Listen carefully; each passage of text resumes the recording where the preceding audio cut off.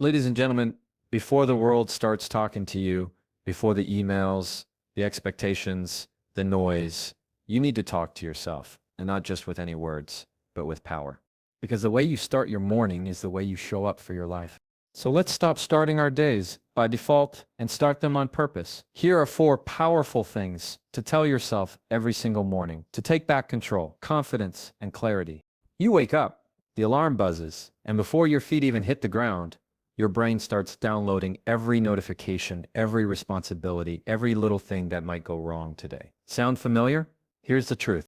Most people wake up and immediately start reacting to the phone, reacting to stress, reacting to people's expectations. And when you live in that reactive mode, you're handing over your power before the day has even started. But let me remind you of something simple and powerful of you are in control of your energy, not your circumstances. We don't get to control what's going to happen today. Traffic might be awful. Someone at work might push your buttons. Your plans might get completely derailed. That's life. It's unpredictable, but what we do get to control is the energy we bring into it. We choose how we show up. That's not just motivation talk. It's a daily discipline. Your energy is the thermostat, not the thermometer. You don't just reflect what's happening around you. You set the tone. When chaos walks into the room, you don't have to match it. You can meet it with calm. You can meet it with clarity. You can meet it with the decision that you are going to respond instead of react. Think about that. How many days have been hijacked by something small because we didn't pause to protect our energy? Somebody cuts us off in traffic, and we carry that mood all the way into our meeting. One negative comment online, and we start spiraling. Why? Because we gave away our energy like it was free. But it's not. Your energy is expensive. It costs too much to waste on things that don't build you. This is why telling yourself every morning, if I am in control of my energy, not my circumstances, isn't just a nice phrase. It's a reset button. It reminds you that you are the driver, not the passenger. The outside world might be noisy, but you get to decide what kind of day you're going to have. Not because the day is perfect, but because you're grounded. And look, being in control of your energy doesn't mean being fake. It doesn't mean pretending you're not tired or overwhelmed or frustrated. It means you acknowledge those things, but you don't let them run the show. You don't let your emotions do all the talking. You step back, you breathe, and you respond with purpose. Because when you take charge of your energy, you create a buffer between stimulus and response. That's where your power lives. That split second, that moment of choice, that's where you take the wheel. And the more you do that, the more natural it becomes. The calmer you stay, the clearer you think. The clearer you think, the better you lead. Whether you're leading a team, a family, or just yourself through a tough season, that calm energy, it's contagious. People feel it, they trust it, and it starts to shift, not just your own life, but the atmosphere around you. But it starts with that morning moment, before the world gets loud. Before people try to tell you who you should be or how you should feel, you tell yourself, I'm in control here. Not of everything, but of something of me, of how I choose to carry this day. Well, in some days, that's all you need. Just enough space to reclaim your ground. Just enough stillness to move forward with peace. Just enough power to respond instead of react. Because when you take responsibility for your energy, you take responsibility for your life. Some mornings before the sun is even fully up, we already feel behind on work, behind on goals, behind on expectations. We didn't even set for ourselves. We start the day measuring how much we've done or how much we still have to do. And somewhere along the line, we tie that directly to our worth. If we're productive, we feel good. If we're not, we feel like we've failed. But here's the reality that too many of us forget. Your value isn't measured by your productivity. You are not a machine. You're not built just to perform, to produce, to power through. You're a human being, and that already makes you worthy. We live in a culture that tells us to grind, to hustle, to keep pushing until we have nothing left to give, and then to give some more. And don't get me wrong. There's nothing wrong with working hard. There's something beautiful about commitment, discipline, and consistency. But when we attach our identity to what we have, do instead of who we have are, we lose the ability to rest, to slow down, to be. Some of you feel guilty for taking a break.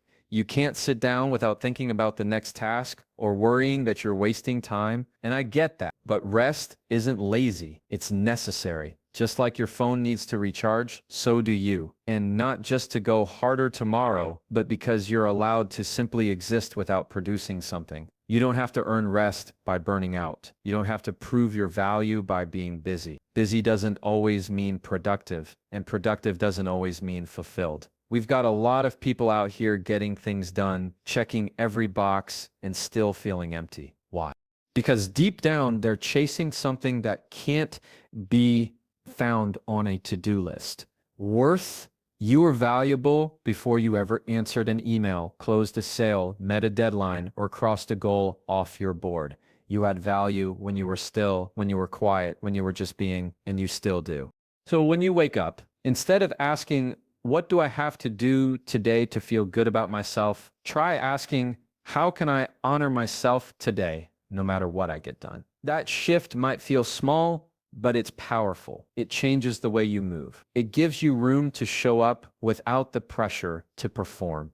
We're not supposed to be constantly proving ourselves. Sometimes the most powerful thing you can do is pause to say, I am enough right now. Even in this moment where I haven't accomplished anything yet today, that's not arrogance, that's truth. That's a quiet confidence that doesn't need validation to stand tall. Now, I know some people around you might not understand that. They've tied your value to how much you do for them, how quickly you respond, how much you produce. But their expectations don't get to define your worth, and neither do your own inner critics that tell you you're not doing enough, you are not behind, you are not failing, you are becoming. The real goal isn't to be the most productive version of yourself. It's to be the most present, the most grounded, the most whole. That's what people around you really need. That's what you need. Your presence is more powerful than your performance. And yes, show up. Yes, do the work. Yes, push yourself when you can. But do it from a place of already being worthy, not trying to earn worth with every task, because you are not what you do. We all have those days where it feels like everything is working against us. The plan falls through. The opportunity slips away. The door that looked wide open suddenly slams shut. And in that moment, it's easy to think, why me? Why now? What did I do wrong? We start to see the setback as a sign that we're off course, that maybe we're not cut out for this, or that it's just not meant to be. But what if that setback isn't there to stop you? What if it's there to strengthen you? Every time something doesn't go the way you expect it, you're being handed a decision. You can either let it define you or develop you. And that mindset, that tiny shift in perspective, is where your power lies. Every setback is a setup for your strength. Not one of us is going to get through life without bruises. Not one of us is going to have a perfectly smooth path. That's not how growth works. Strength isn't built in comfort. It's built in resistance. It's built in those moments when you want to quit, but you don't. When everything says give up, but something in you says no, keep going. Some of the strongest people, didn't get that way because life was easy. They got strong because life wasn't, and they decided to stand up anyway. They took the hit, they regrew, and they came back with more resilience than they had before. Not because they never struggled, but because they refused to let the struggle steal the lesson. You don't become resilient by avoiding pain. You become resilient by facing it and choosing to keep moving forward. So when something falls apart, when you feel like you're at the bottom, when the setback feels too heavy, pause and ask yourself, what is this building in me? Because maybe it's not here to block your path, but to prepare you for something bigger. Maybe that closed door is redirecting you to something that's actually aligned. Maybe that delay is giving you time to mature, to grow, to become the person who can handle what you're asking for. Sometimes the thing we think is punishment is actually preparation. It's hard to see that in the moment. I get it. In the middle of pain, clarity doesn't always show up right away. But give it time, because when you look back, you'll see how some of the hardest seasons shaped you the most. They sharpened your voice. They deepened your compassion. They taught you patience, discipline, humility, things you don't learn when everything goes your way. This is why we have to stop being afraid of failure. Stop being ashamed of the mess.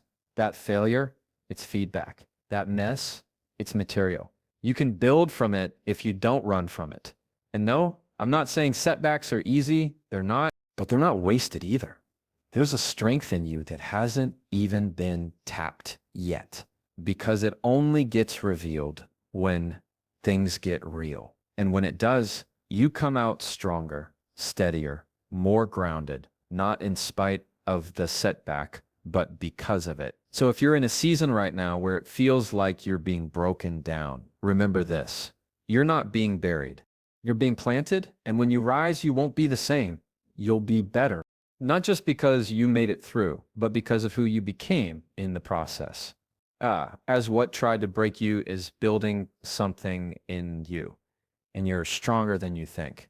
Dikes, there's this pressure that creeps in, usually quiet, but constant, the need to get it all right, to say the perfect words, to make the perfect decision, to execute the perfect plan.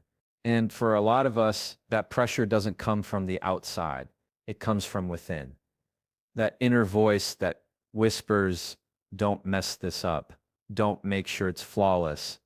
If it's not perfect, it's not good enough. But let me tell you something that'll free you if you let it. As today, I choose progress over perfection, because perfection isn't real. It's not a standard. It's a trap. It keeps you stuck in planning instead of doing. It convinces you to wait until you feel ready, until the timing is right, until the outcome is guaranteed. And in the meantime, life keeps moving and you're still on the sidelines. See, perfection says, if I can't do it all, I won't do it at viral. Progress says, I may not have everything figured out, but I can take one step today, one honest step forward. That's where the power is. Not in the flawless execution, but in the consistent movement. And let's be real, most of the time that push for perfection isn't about excellence. It's about fear. Fear of failure, fear of judgment, fear of being seen starting small. But you know what's more powerful than looking like you have it all together? Actually doing the work, actually growing, actually showing up imperfectly. But honestly, we've got too many people holding back their gifts because they're scared to look messy in the beginning. Too many voices we never hear. Too many ideas that never leave the notebook. Not because they weren't good, but because someone was waiting to be perfect first. Don't let that be you. Some of the most life-changing things you'll do won't be done perfectly. They'll be awkward. They'll be uncertain. You'll stumble. You'll learn in public, and that's okay. That's more than okay. That's real. That's what growth looks like. It's gritty. It's clumsy. It's human. And the truth is, people don't connect with perfection. They connect with progress. They connect with your honesty, your effort, your resilience. That's what inspires. Not the polished version, but the process, the part where you decided to start anyway. So when the pressure builds to be the perfect parent, the perfect leader, the perfect partner, the perfect anything, remind yourself that's not the goal. The goal is to show up, to keep learning, to keep moving, to give yourself permission to evolve, not perform. Some days that'll look like big wins. Other days it'll look like just getting out of bed and choosing not to quit. Both count. Both matter. Progress isn't always loud. Sometimes it's quiet. Sometimes it's small, but it's always forward. And when you choose progress, something shifts. You start seeing mistakes as lessons instead of proof you're not enough. You start taking risks. You stop comparing your beginning to someone else's middle. And most importantly, you start trusting that who you are right now is enough to take the next step. So no, today doesn't have to be perfect. It just has to be honest, grounded, intentional. You take the step, then the next one you fall. That's all right. You get up. That's progress. You learn, you adjust, you grow. Choosing progress over perfection doesn't lower the bar. It actually raises it, because it means you're committed to the long game, not just a highlight reel, not just what looks good, but what's real, what's sustainable, what's yours. Perfection will keep you stuck. There comes a point where you start making different choices. You begin to speak up more. You protect your time. You say no to things you used to say yes to, and yes to things that once scared you. You set boundaries. You walk away from patterns, from people, from places that don't fit you anymore. Not because you're better, but because you're becoming. And when that shift happens, not everyone's going to understand. Some people will question it. They'll wonder why you've changed, why you're not showing up the same way you used to. They might call it distant. They might call it selfish, but let's be clear. It's called growth. And I will not apologize for growing because growth isn't always loud. Sometimes it's quiet decisions made in private. Sometimes it's grieving the version of you that settled just to keep the peace. It's choosing honesty over comfort.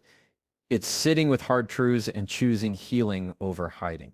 That kind of growth doesn't always get applause. Sometimes it gets resistance, but that doesn't make it wrong. See, people often want you to grow until that growth requires change, until that change challenges how they relate to you. Maybe you used to be the one who never said no, the one who always made space even when it cost you, and now you're learning how to stop abandoning yourself just to be liked. That's growth, and it's worth roasting. We're not here to live on repeat. You're not here to play small just because it makes others more comfortable. You're allowed to outgrow versions of yourself. You're allowed to want more. You're allowed to evolve. That's what life is supposed to do. Move you forward. But the hard part is growth creates space. And not everyone will come with you into that space. Some relationships will shift. Some connections will fade. And that can feel like loss. But here's what you need to remember. Just because someone was part of your past doesn't mean they're entitled to your future. Not everyone is meant to go where you're going. And that's okay. Don't shrink yourself to fit the memory of who you used to be. Don't water down your progress to keep others comfortable. You're not changing to impress anyone. You're changing because you refuse to stay stuck. You're choosing expansion over expectation. That takes courage. That deserves respect, especially from IU. And if someone tries to guilt you for growing, if they say things like, you've changed, in a way that feels more like an accusation than a compliment, let them feel what they feel. But don't let it make you question what you know is right for you. Because the people who love you well, they won't shame your growth. They'll celebrate it. They'll make space for it. They'll grow, fill with you, not hold you hostage to your past. And more than anything, I want you to remember this. Your growth isn't a betrayal. It's a return to who you were, always becoming to the truest, fullest version of you. The version who doesn't apologize for healing, who doesn't downplay progress, who doesn't explain away confidence. So keep moving forward, even if it means walking alone for a little while. Keep setting boundaries, even if your voice shakes the first time. Keep choosing yourself, even if it's unfamiliar. That's not selfish. That's sacred, because you're not here to stay the same. You're here to evolve. You ever notice how easy it is to get pulled into noise? The moment you wake up, your phone's already buzzing. Notifications, opinions, news, people needing something, asking something, expecting something. And before you've even had a chance to breathe, your energy is already scattered, your focus hijacked. That's what happens when you start your day outside of yourself, when you give your peace away before you even realize it. But here's what I want to remind you of. Your peace is your power. Not your productivity, not your performance, not how much you can handle before you break. It's your peace, your ability to stay grounded in a world that's constantly trying to pull you in 1,000 directions. Peace doesn't mean everything around you is calm. It means It means you've chosen not to match the chaos, not to fight every battle, not to attend every argument you're invited to.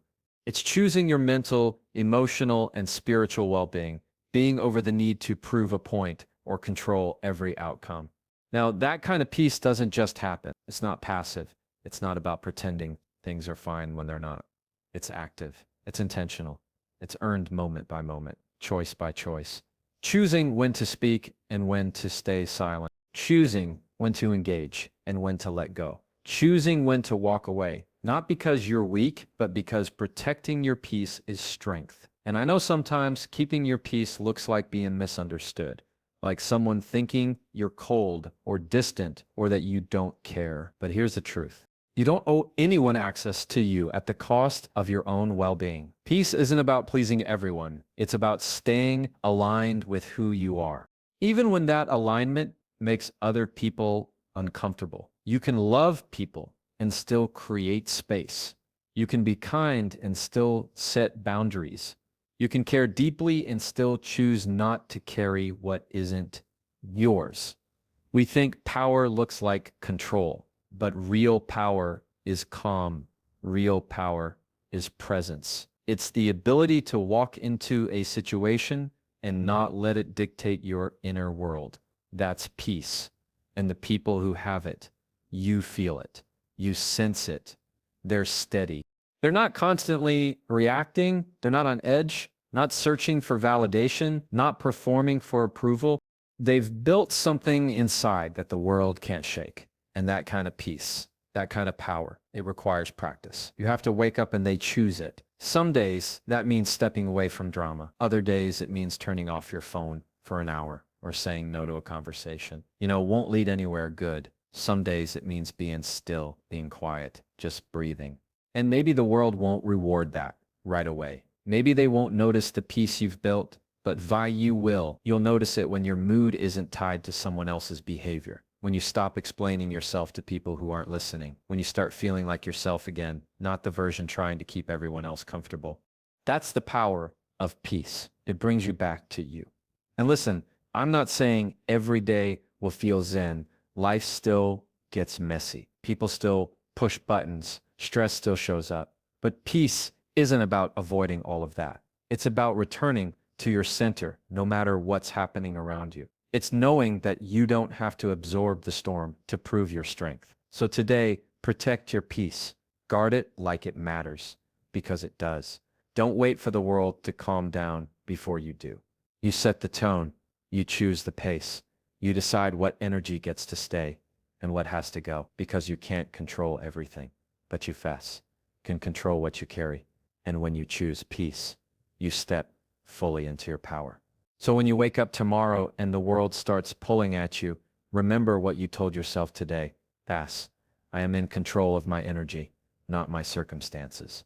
My value isn't measured by productivity. Every setback is a setup for my strength. Today, I choose progress over perfection. I will not apologize for growing. These aren't just nice words. They're anchors. They're truths that hold you steady when life gets loud, because you're not here to hustle for your worth or shrink to fit into someone else's idea of who you should be.